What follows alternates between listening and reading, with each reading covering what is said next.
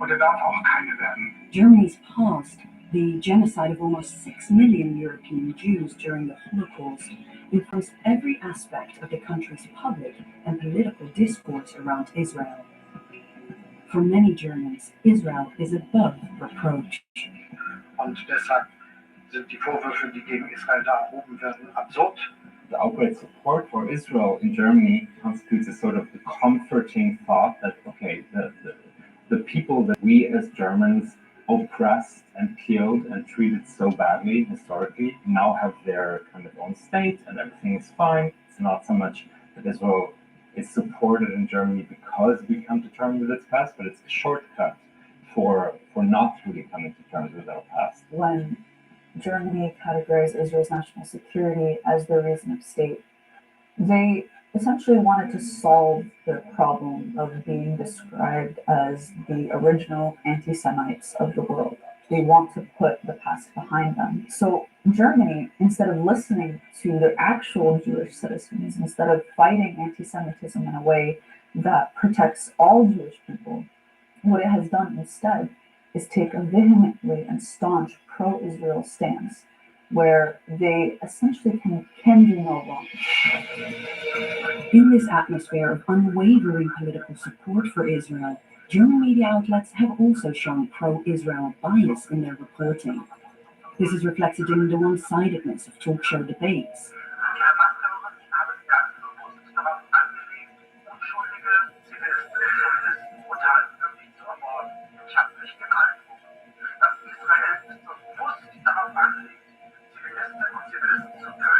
For Bild, the biggest newspaper in Germany, Hamas freed Israeli hostages, while Israel freed Palestinian terrorists.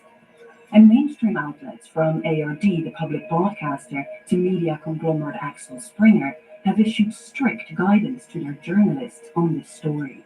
ARD sent an internal memo to its journalists, where in it states that if any civilian deaths take place, it has to be stated as these civilians are being used as human shields.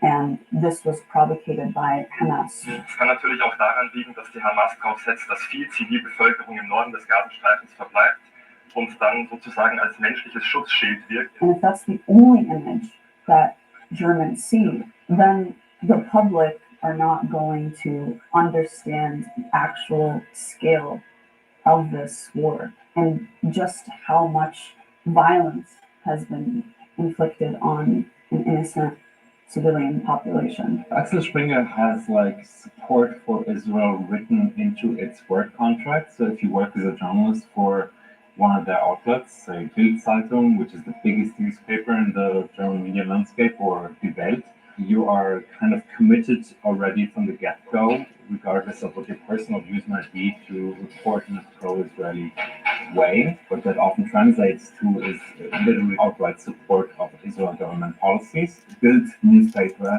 is the most widely read newspaper in Germany. And its journalistic standards, if one can call them that, are pretty unspeakable. But then you have Die Welt, which is slightly more highbrow, but ideologically it's cut from the same cloth. And then you also have Der Spiegel, which recently ran an article about Greta Thunberg. You can only call it a hit piece, really.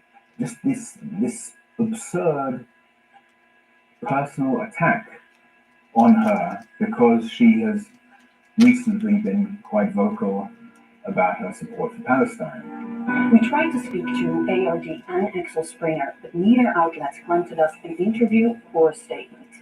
And those in Germany who go against the grain on this story risk being blacklisted or sidelined. Journalists challenging the prevailing narrative in newsrooms have been fired. Exhibitions, workshops, and conferences in the cultural sphere have been cancelled or delayed. Peaceful protests have been either banned, criminalized, or violently repressed. Now, Germany has one of Europe's largest Palestinian diasporas, but it's also become one of the most censored places for anyone who expresses solidarity with Palestinians or anyone who speaks out against Israel's war crimes in Gaza. There's an increasing climate of censorship in Germany in the last 5 to 6 weeks, a climate of kind of Botox McCarthyism. It's really quite intense. The fears have been forbidden in schools, like symbols of the Palestinian flag, symbols of Palestinian identity have been forbidden. Anything that can basically be interpretable as anti-Semitic, and that's a very sort of like wide range of things for in the German society, has been kind of damned. Gewalt und Hass auf den Straßen, Islamisten fordern das Kalifat und sind sich mit Rechts- und Linksextremisten nur in einem einig: Israel und die Juden sind an allem schuld. I don't believe Germany has come to terms with its past, because what they're doing is stifling conversation, stifling any progress or any sort of critical discourse. And now, because the spotlight has been shone on Germany and German discourse, more and more people are realizing that this is not fighting anti-Semitism. This is attacking Palestinians. Essentially, Palestinian existence is offensive to many in Germany. That's the simplest way to put it, really. Because Palestinians interfere with this utopian narrative that the Holocaust was at least slightly balanced out by the foundation of Israel. In terms of the moral and cultural identity that Germany promotes of itself, it's hard for Palestinians to find a place which doesn't just involve demonization or erasure.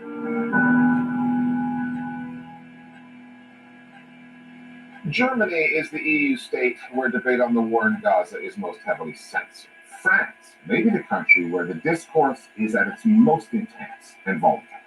France is home to both Europe's largest community of Jews and its biggest Muslim population, so its citizens are more invested in this conflict than most, especially since it has been fanning the flames of both anti-Semitism and Islamophobia there.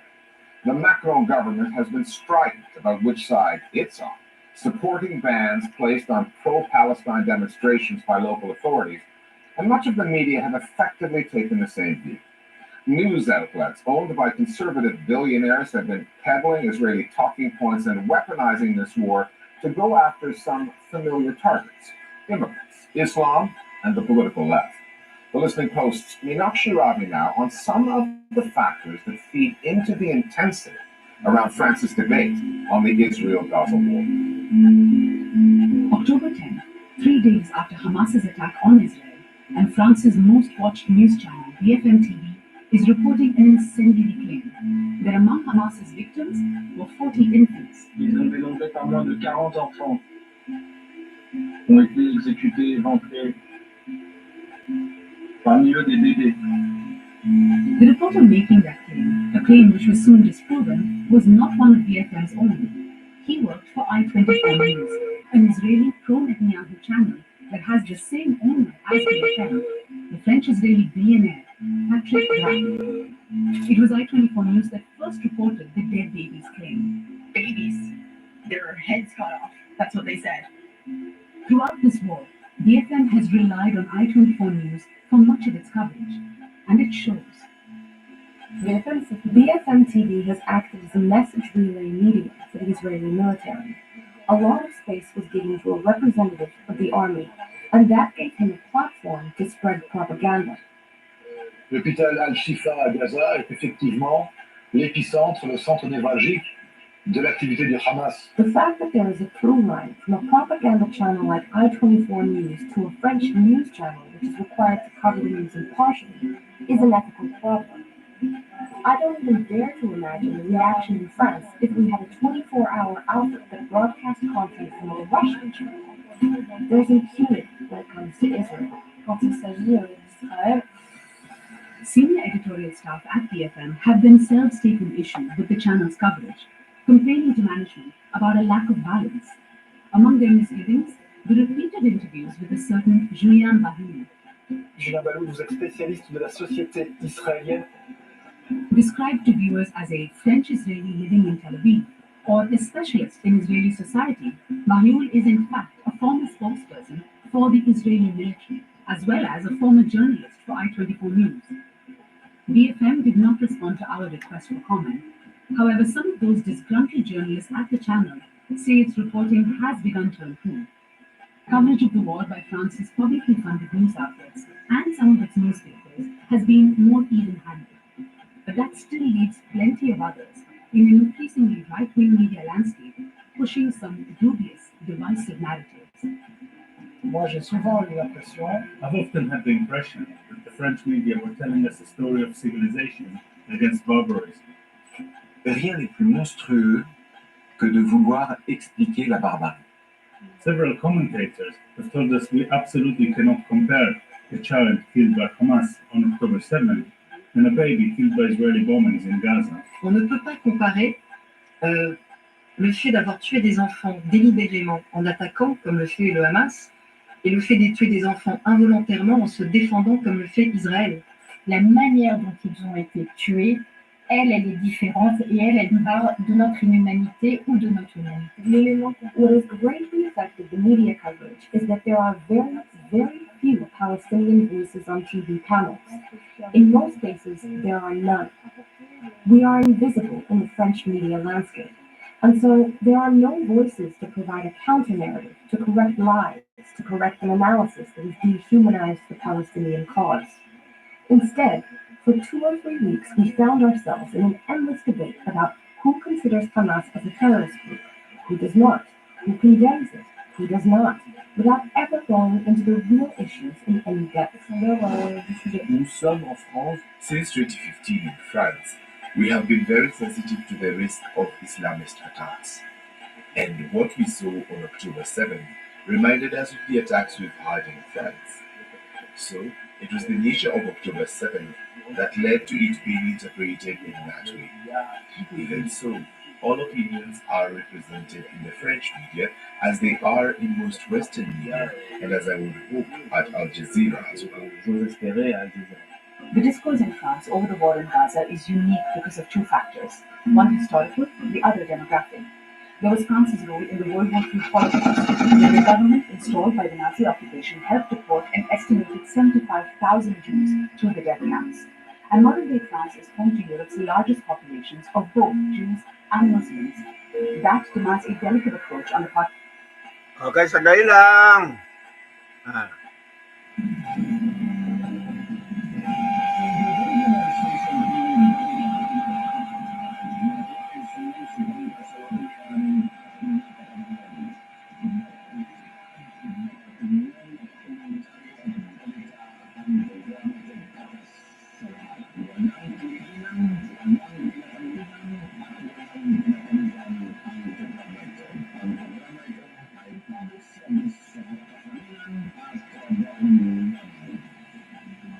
Okay. Sige, patuloy natin ito. Macron government, which for the most part has been missing. Macron's Interior Minister Gérald Darmanin set the tone, quickly imposing a nationwide ban specifically on pro-Palestine protests, citing a risk of, quote, public order disturbances. France's top court later watered down that policy, which demonstrators had ignored anyway, risking arrest in their thousands. Darmanin's lopsided approach towards bigoted attacks has also riled people. Since early in the war, he has toured French TV studios, sharing government figures on the surge in anti-Semitic incidents. It took weeks of pressure from Muslim community leaders before Darmanin published the stats for Islamophobia, which has also spiked. Multiple right-wing voices in the media have been using the rise in anti-Semitism to delegitimize pro-Palestine protesters and to demonize Muslims. Parlons d'exprimer de façon peut-être un peu brutale, il y a un antisémitisme couscous. During the war, the issue of Islamophobia has somewhat disappeared from the coverage. What's more, there are Islamophobic media outlets in France. The most scandalous is C News, owned by the billionaire Vincent Bolloré, who is a Catholic fundamentalist. He has become extremely powerful, and his news outlets spread Islamophobia. Répondre l'islamophobie sur CNews on CNews. Hosts like Pascal Claude or Sonia Mabrouk always emphasize that Muslims can't integrate, that they can't understand the values of the French Republic. La haine du juif, la haine de l'Occident, et donc la haine de la France, c'est la guerre de civilisation, vraiment. These media personalities read the Israel-Palestine conflict as the... Yan nga ang problema mga kababayan. Kasi yung mga news na yung mga malalaking dambuhalang news, okay, hawak po ng mga bilyonary po sa buong daigdig, no? Except po itong ADLSNTV News, okay, hawak po ng pobre. Pobre po mga kababayan, no? Yung mga malaking outfit, okay, hawak po ng mga interest po ng mga bilyonaryo mga kababayan, no? Sabi po ng itong mag-analyze, okay, dito po sa kasalukuyan po na gulo natin mga kababayan sa buong daigdig, no? Kaya ang ADLSNTV Corporation, hawak lang ng pobre mga suki, no? Okay, yon po ang kaibahan, okay, ng mayayaman, okay, mga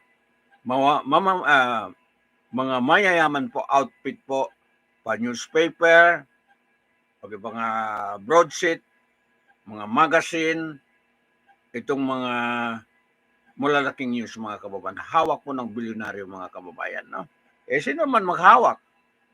Kamahal po put up ng negosyo ito mga kababayan, no? Kung hindi may mga pera, okay, mahirap po put up ng negosyong news, mga news ito. Media, napakahirap po mga kababayan, no? Okay, kailangan may pera ka. Okay, bago ka makaput up itong negosyo mga kababayan, no? Ayan. Hindi po biro mag-produce ng news. Ayan. So, ipagpatuloy natin mga kababayan, no? Malapit na. Ayan. Expression of an incompatibility between democracy and the Arab Muslim world. Furthermore, the coverage by these far-right news outlets has argued that if we are pro-Palestinian, we are necessarily anti-Semitic, and drawing links with... Okay, sabi niya, ang pinaka-problema ngayon, itong democracy at saka itong mga Arab world. Sabi po ng nagsabi ito, no?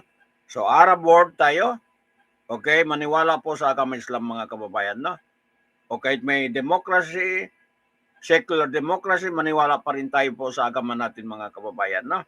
So, ito ang pinaka-problema po ng daigdig. Okay, itong democracy, lagi po sinasabi po ng ni Prime Minister Netanyahu, democracy daw siya. Pero kumitil po ng buhay, okay, ng mga Palestino mga kababayan, no? Demokrasya raw siya. Okay, democracy. Pero pumatay siya ng mga inosenteng tao dahil siya po isang, ang angkan niya po at ang mga grupo niya, isang extreme Zionism mga kababayan, no? Zionist. Okay, extreme. Talagang kumikitil ng buhay mga kababayan, no? Walang okay, walang awa, okay, sa kapwa mga sukin, no? Extreme. Okay, sa pinarinig ko yung kasaysayan ng itong si Benjamin Netanyahu at yung mga grupo niya, isang extreme, sobra pa po sa terrorist mga kababayan, no? Sobra pa sa terrorist. Itong pagka-extreme nila mga kababayan, okay, lipulin lahat po ang mga Palestino mga kababayan, no? So talagang nakakatakot itong utak po itong si Benjamin Netanyahu, no? Okay, alam na natin ang kanyang background, magmula sa tatay niya talagang extreme Zionist mga kababayan, no? Extreme, alam mo ng extreme, so ano? Okay, hindi moderate. Okay, hindi moderate ang extreme. O kabaligtaran yun, moderate at saka itong extreme. So talagang kumikitil siya ng buhay po ng mga Palestino mga kababayan. Walang humpay. Walang pigil po pagpatay niya ng mga Palestino mga kababayan, no? Okay. Sige, pagpatuloy natin, no?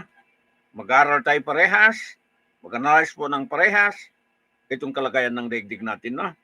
Okay. Okay. About terrorism and Islamism.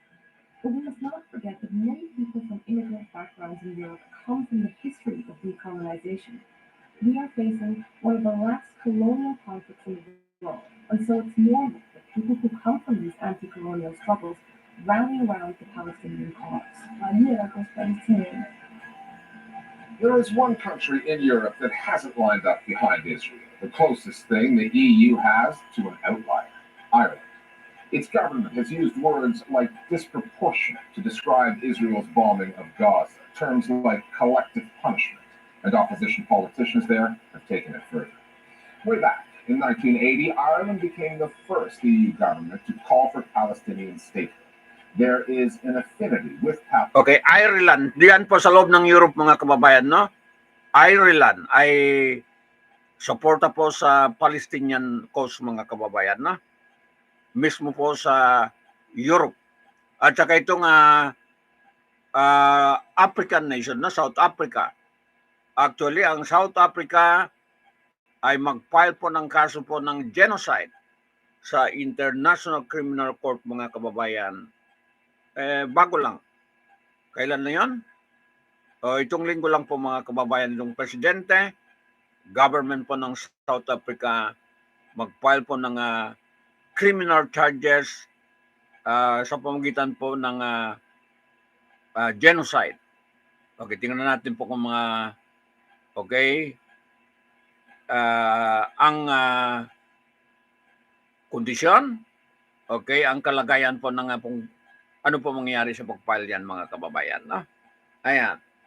So, sige. Pagpatuloy natin na konti na lang. Okay? Ayan, pumasok yun, no? Nakatakot, no? Ayan.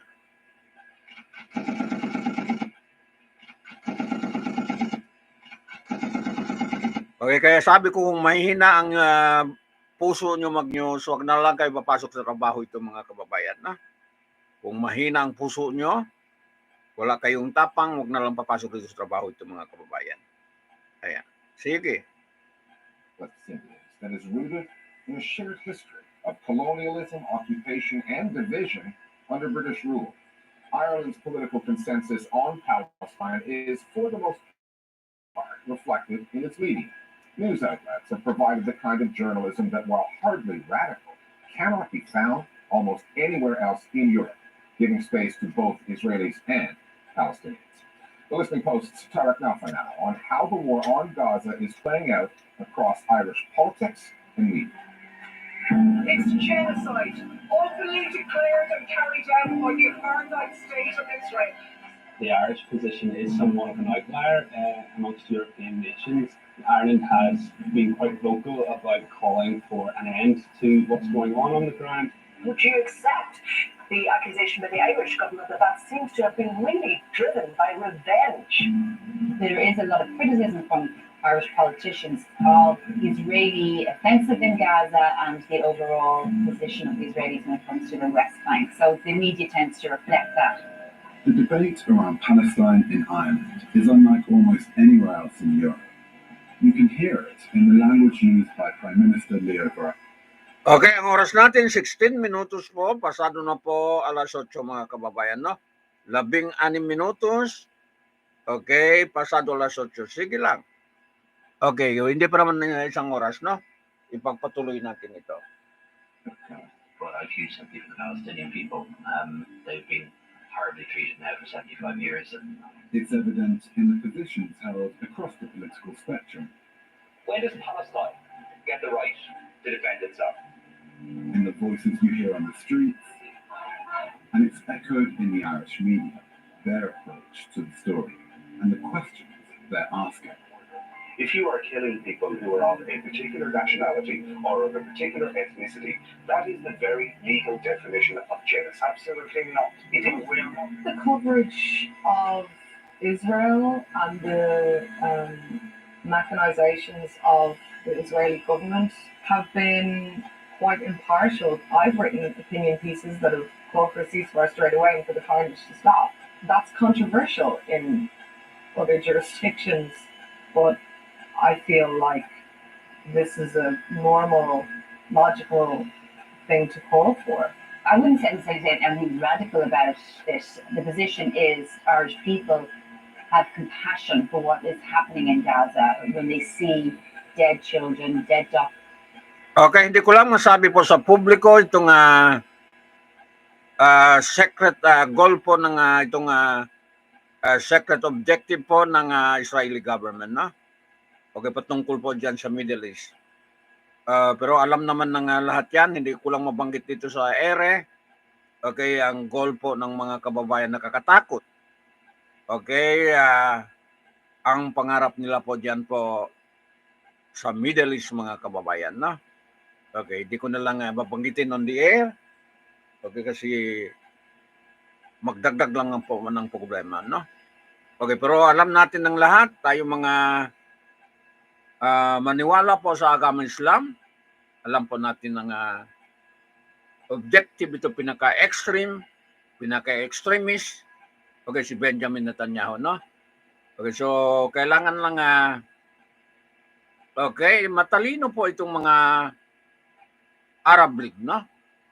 Lalo na po Organization of Islamic Conference, Cooperation, okay, dapat matalino sila mga kababayan, no?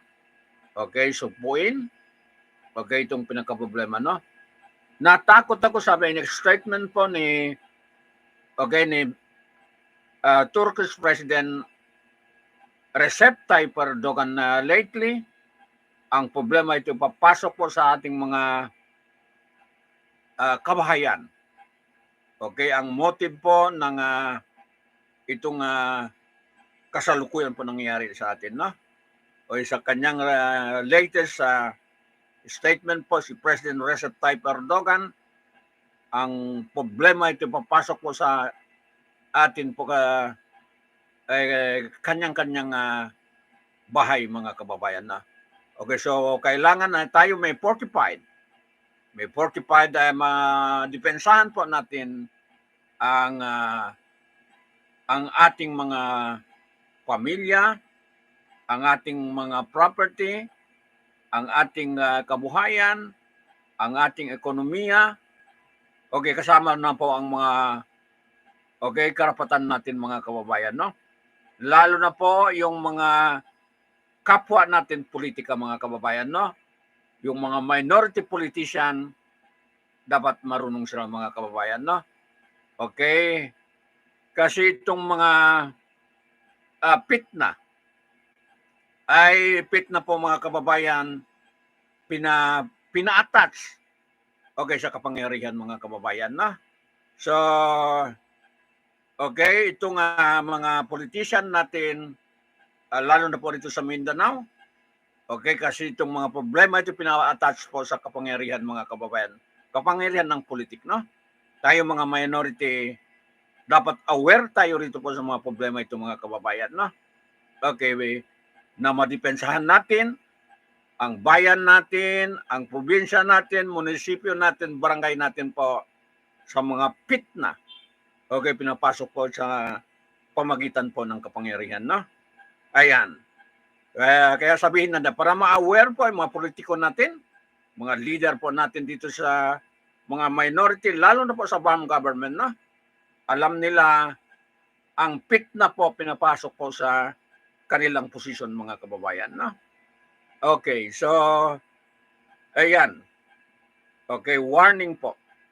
Okay, sa ating mga kapwa minority mga kababayan, lalo na po sa farm government mga suki, no? Okay? Ayan. Maraming pitna. Okay, pinapasok po sa ating mga posisyon, no? Okay, kahit sa mga media lang. Katulad namin, ako alam ko. Pero kasi well aware tayo rito mga suki, no? Alam ko. Pero hindi mo basta-basta po maingganyo itong pobreng tagapagbalita mga kababayan, no? Itong pobreng tagapagbalita hindi hindi po maingganyo, no? Kasi hindi siya magtanggap na po ng mga grease money. Sasabihin na natin, no? Hindi po magtanggap ng lagay. Okay, ito nga bang lingkod kay pobre. Ayan po mga suki, mga kababayan, no? Ayaw niya magtanggap ng lagay, mga suki, no? Okay, kung magtanggap ako ng lagay, kung multimillionaire na ako ngayon, mga suki, mga kababayan, no? Yung mga offer, okay, sa mga maraming paraan na ma-offer mga suki, no? Pero hindi po tinanggap natin. Okay, alang-alang, okay, sa paniwala natin po sa agama natin mga kababayan, man nagkaroon ako ng kayamanan, ang huli po ay masama rin sa akin mga kababayan na. Hindi na. Okay, maliwanag, hindi tayo magtanggap po ng mga tinatawag grease money mga kababayan. Mga lagay ba? Pinaparaan po sa graft and corruption, hindi po natin tinatanggap mga suki. Na? Hanggang mamatay ako, kaya nga sinabi ko rito sa programa ko, anytime, accept ko po mga kababayan kung ako'y halimbawa dadalihin na, okay, accept ko mga kababayan, last. Okay, at least makapag-service ako sa sambayanan, sa mundo. Ibig sabihin mga kababayan, basta avoid ako, okay, magtanggap po ng lagay mga suki mga kababayan. No? Malinis ang konsensya ko. Wala akong takot, kahit pa mga anong mangyari sa buhay ko, wala akong takot mga kababayan. No? Tanggap ko. Ayan. Last, mga suki. No? Hindi ako magtanggap ng lagay. Ayan.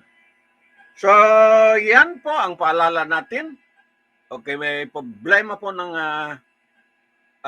global perspective, global community mga kababayan, global citizen ang nangyari ngayon, no? Okay, so at least sa pamagitan ng programa ko, aware tayo mga suki, okay, na kanya-kanya po magprotekta po sa kanyang tahanan, kanyang pamilya, okay, na hindi tayo mapasukan po ng mapit na ito mga kababayan, no?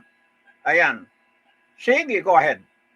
Okay, kaya sinabi ko ang buhay ko, okay, kung meron ng gumalaw sa akin, last tanggapin ko mga kababayan, no? Pag at least maalala ko, okay, sa programa ko, maalala ko mga kababayan, no? Wala nang problema sa akin. Okay?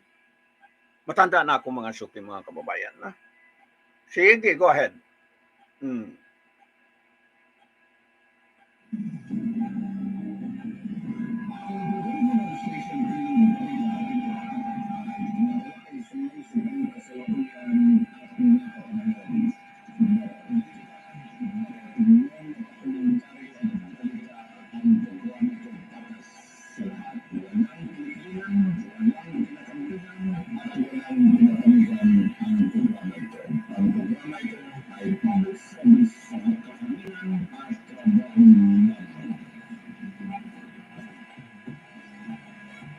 Okay. Ang trabaho natin dito sa daigdig, kailangan pa una ang Panginoon Allah Subhanahu wa Ta'ala, no? Una doon and then trabaho natin. So mag-control po ang trabaho natin sa Allah Subhanahu wa Ta'ala, sa guidance po ng Allah Subhanahu wa Ta'ala. Ganun po mga kababayan, trabaho. Wala ka problema mga suki, no? Okay. Wala kang problema. Basta unahin mo ang Panginoon, God, and then trabaho po mga suki. Duty mo. Okay, bilang citizen po mga suki, mga kababayan, no? Ayan. So, sige sana. Okay, tapusin lang natin po. Okay, ilang oras na lang po mga kababayan. Ilang minuto na lang, tapos na. There's dead nurses, dead civilians. There's no position in Ireland that is critical of Israel's right to defend itself or Israel's right to exist or anything like that. There is the same amount of compassion for those who are the victims of Hamas's savage attack. It's just that I think the feeling in Ireland is that the innocent civilians in Gaza shouldn't pay the price for what Hamas has done.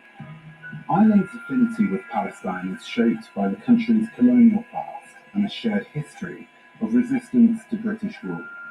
Ireland was Britain's oldest colony. The tools of control Britain used there, suppression, violence and division, informed British colonial rule elsewhere in the world, including in Palestine.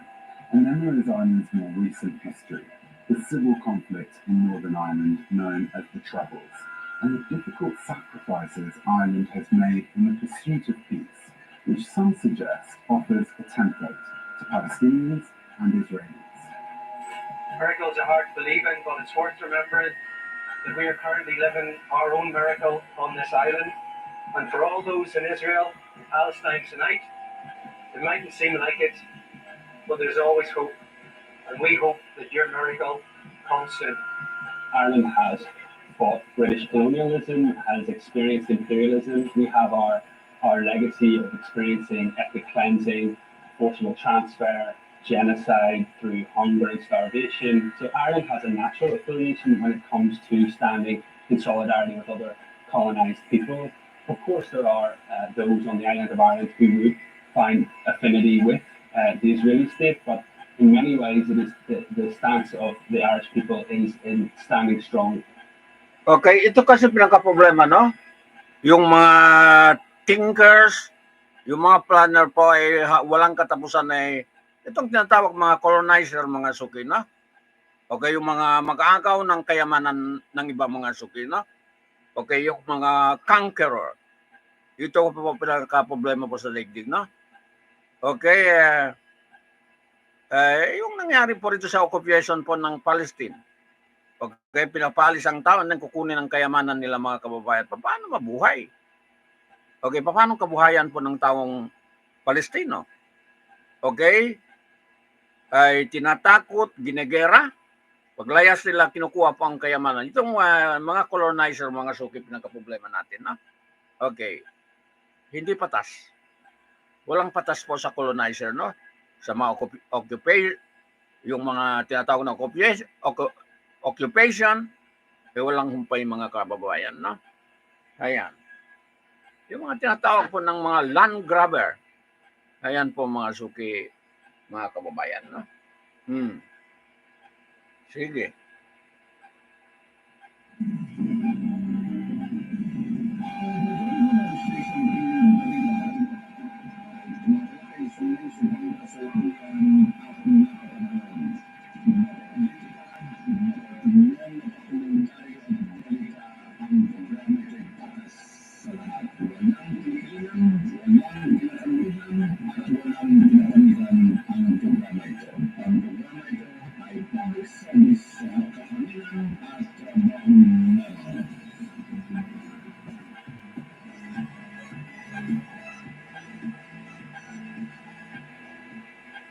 Okay, ito nga mga problema natin, mga leader natin, no? Kung makadikit na sa government, halimbawa makaposisyon na sa government, no?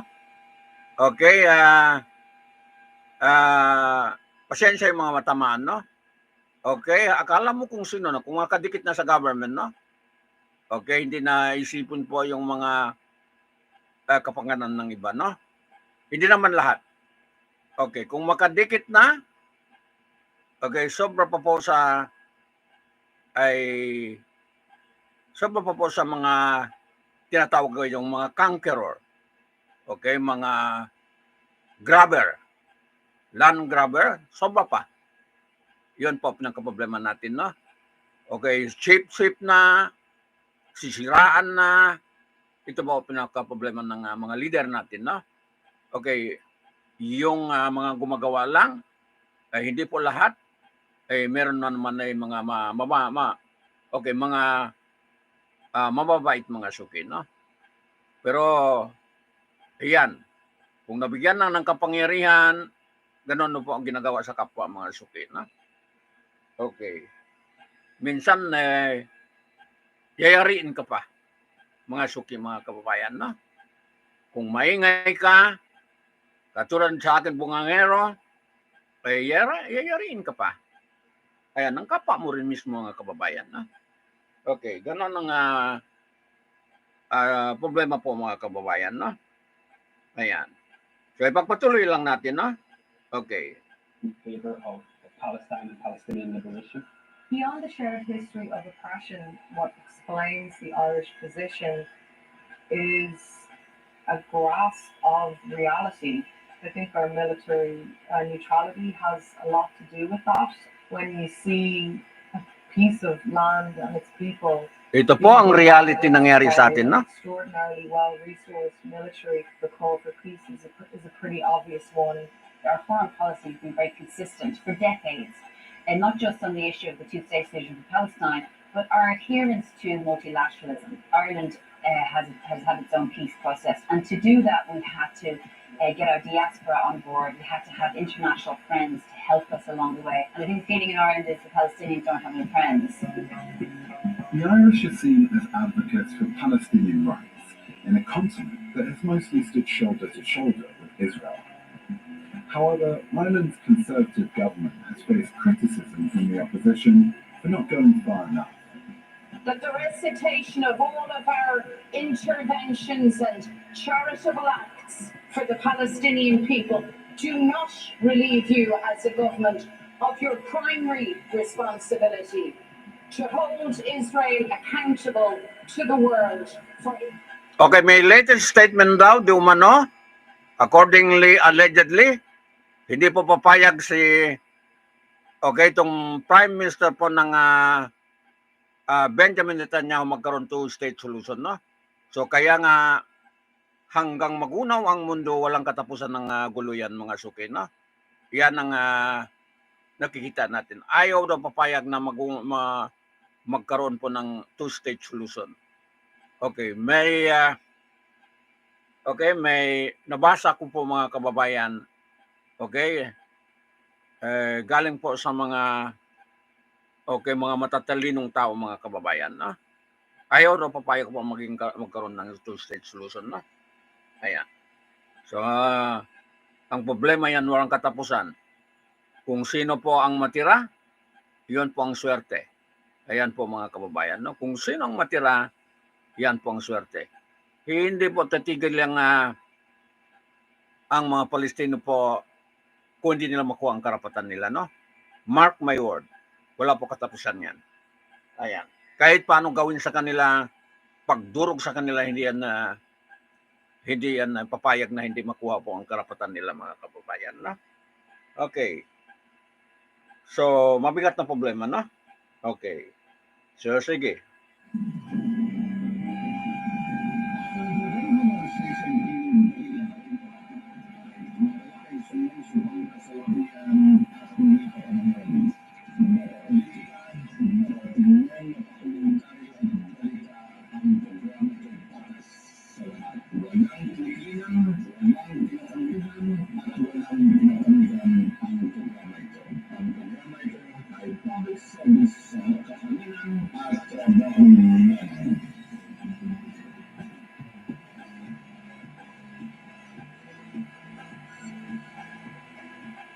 Okay, patuloy po nating analysis ito. Okay, yung mga independent na tagapagbalita, no? The government has been vocal, but its actions have been limited. It has not recalled its ambassador to Israel or cut diplomatic ties, like a number of countries across the global south. Ireland may stand out in Europe, but the discourse in its politics and its media shows that its stance is hardly radical. The discourse and the language that is used at a European level is echoed by the Irish government, and that in and of itself will find itself into the mainstream media. So we are viewed in Europe as being somewhat of an outlier, but that's still a relatively conservative position. We may say one or two words differently to our European counterparts, but that isn't a huge difference. Ireland was very much behind, the language around condemning Hamas and releasing the hostages, Israel's right to defend itself. We wanted to ensure that amongst all of that was the Palestinian civilians, that they would have their rights observed under international humanitarian law. We can use its small voice to ensure that the Palestinians are not forgotten, that civilians in Palestine and Gaza are not forgotten. You've been watching a special edition of the Listening Post on the news coverage, the discourse surrounding Israel's unprecedented assault on the Gaza Strip, a story which has exposed deep divisions within European societies and differences between EU states. Watch this space for where this story goes next. Okay, thank you. Magpasalamat tayo sa kahirap po magagawa ng mga analysis. Okay, situational analysis po. Okay, nangyari po dyan po sa Gaza. Okay, at saka Israel, mga kababayan, no? Hirap ata maggawa ng mga ganon. Okay. Okay, lastly, meron akong nakuha po sa foreign ambassador po, foreign minister po ng Italy. Okay, Italy, mga kababayan, no? Okay. So, okay, basahin po natin. Sabi po ng Italian Foreign Minister Antonio Tajani. Okay, tama ba ko?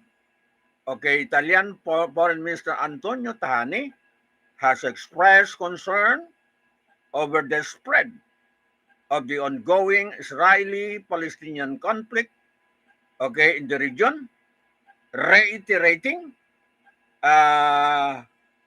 his call for the international community to intervene and defuse the situation. Okay, according to the local media po sa kanila on Wednesday, kahapon po mga kababayan. Ulitin ko na. Okay, Italian Foreign Minister Antonio Tajani has expressed concern over the spread of the ongoing Israeli-Palestinian conflict in the region, reiterating his call for the international community to intervene and defuse the situation, local media said on Wednesday, mga kababayan. No? Ulitin ko 3 beses.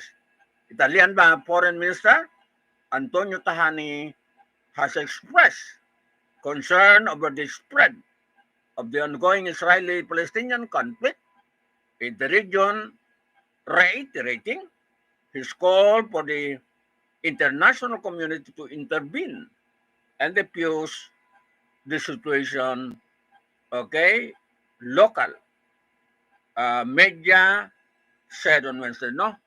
Okay, dito po sa statement ito, ang programa po ng Halo-Halo Special, okay, opinion balita, di ba pa?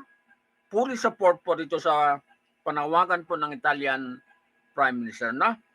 Dapat po aksyonan mga suki, okay, mga kababayan, para hindi lumala, mag-escalate itong gera ito mga kababayan, no?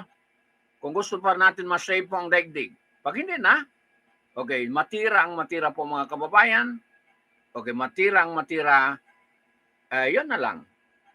Okay? Kung hindi na po mapigilan ng bakbakan na yan sa Middle East mga kababayan, no? So matira ang matira. Ayan. Basta tayo ay bilang peace advocate, ay manawagan tayo sa UN, okay, sa lahat, sa international community, kasi itong US po ay damay na, okay, complies, ano ba yun? Okay, complice mga kababayan ng US na, hindi na maiwasan. Kaya nga sa international, katulad ng mga Italy, okay, itong mga Germany, okay, sa mga ibang neutral nation mga kababayan, no? Lalo na po sa okay, Organization of Islamic Conference, Arab League, okay, baka may kaisipan pa sila o magresolve ng problema ito, no? O kung hindi na, okay, sige lang. Ang matira po yun ang matibay mga suki, no? Okay, kung hindi na mapigilan, kasi wala nang batas. Wala nang sinusunod batas, no? Itong UN, mga resolution, UN international, UN charter, itong mga international humanitarian law, wala na. Hindi po ino-honor na po ng itong Israeli government. Wala lahat mga suki, no? Okay, so sa akin lang, kung wala hindi na mapigilan po kung magkaroon talaga ng gulo, matira ang matibay mga suki, no? Okay na. Okay. So tayo ay tuloy-tuloy pa rin manawagan, okay, sa ating panindigan po mga suki, sa ating prinsipyo, no? Okay. So ito po.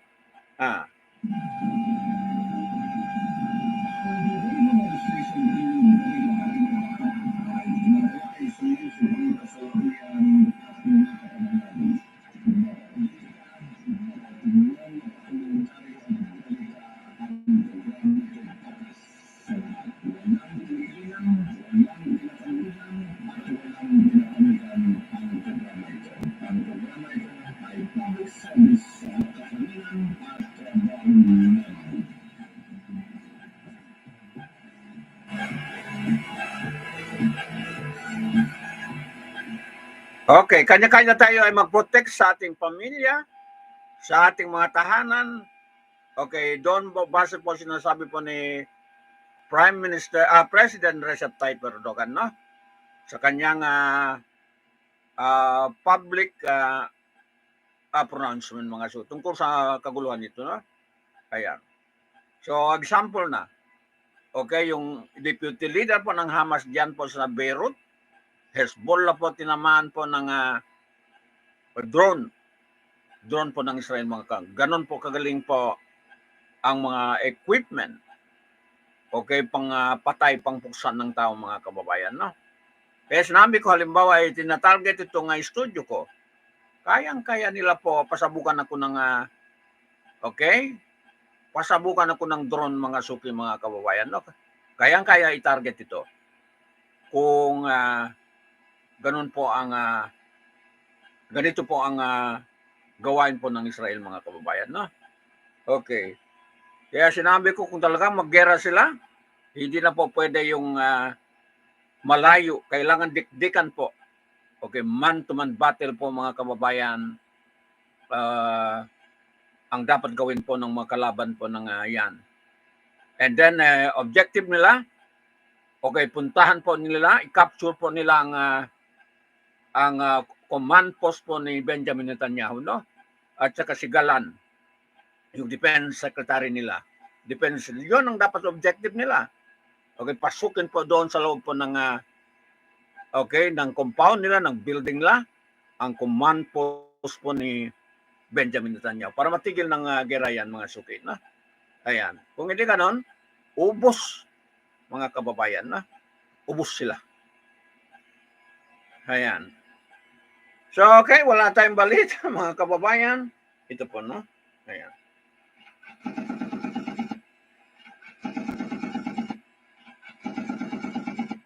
Okay. Hindi ba kayo natatakot? Ako'y mga suki mga kababayan. Ako'y talagang sobra po ang takot ko mga kababayan, no? Ayan.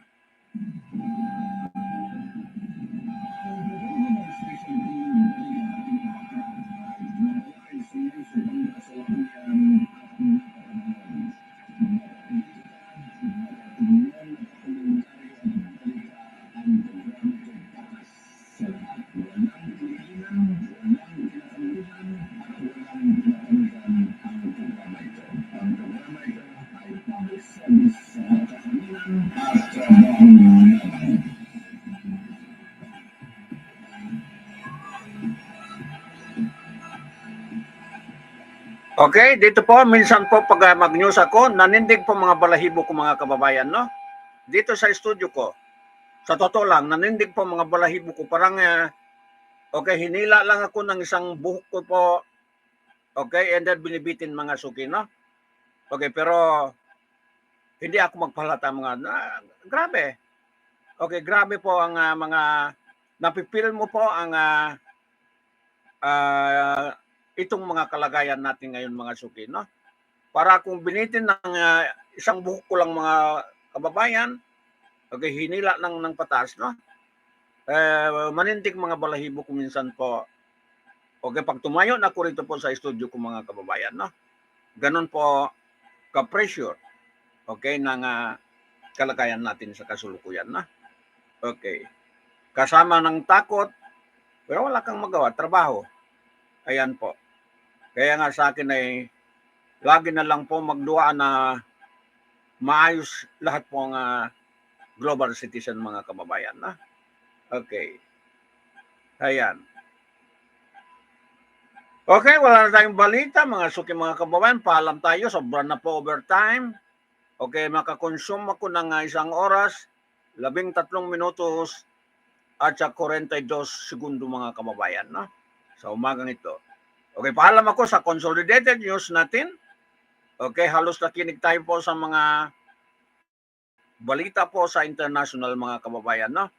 Lalo po yung nangyari po dyan po sa tinutukan natin. Okay? Ang problema naman yan ay yung sumabog dalawang bomba po, maraming namatay po sa sa Iran mga kababayan. Additional naman yan, magpainit ng ulo mga suki, na. Okay?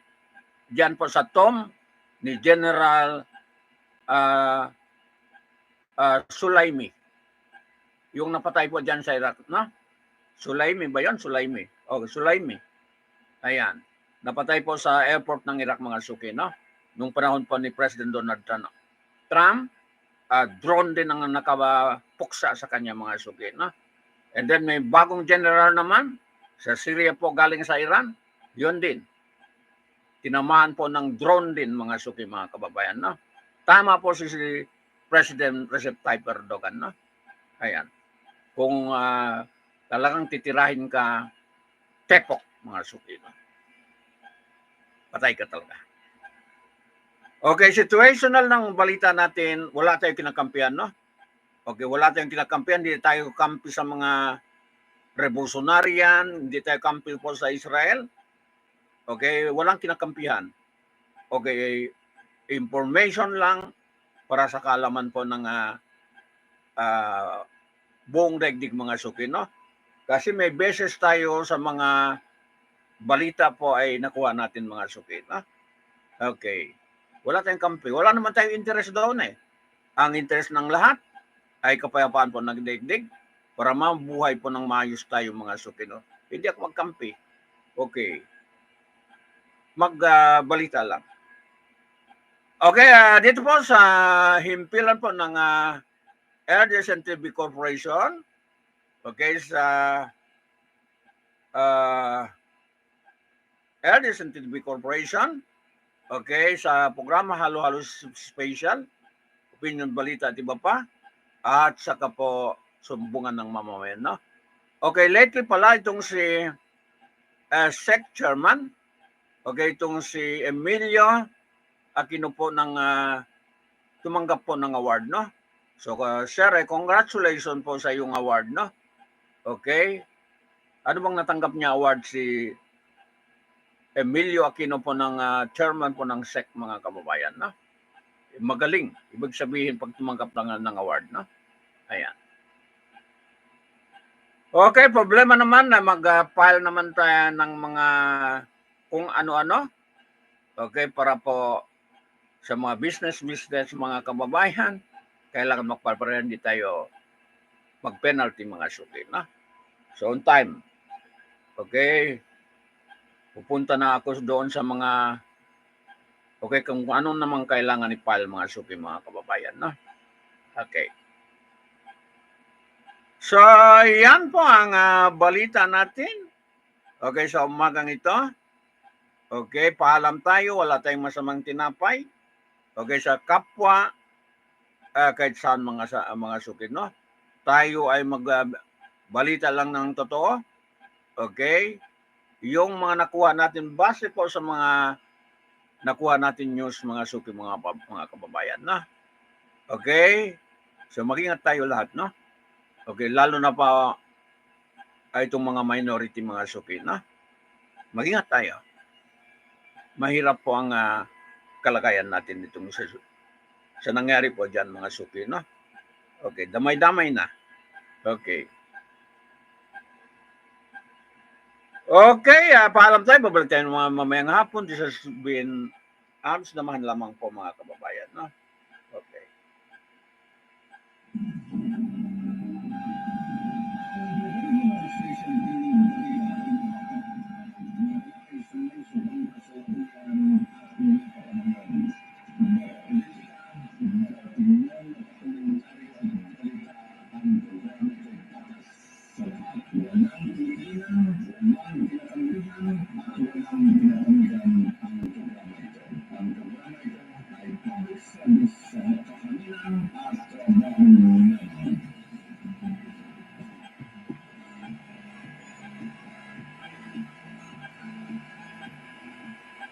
Okay, wala na po katapusan ng kaguluhan, na.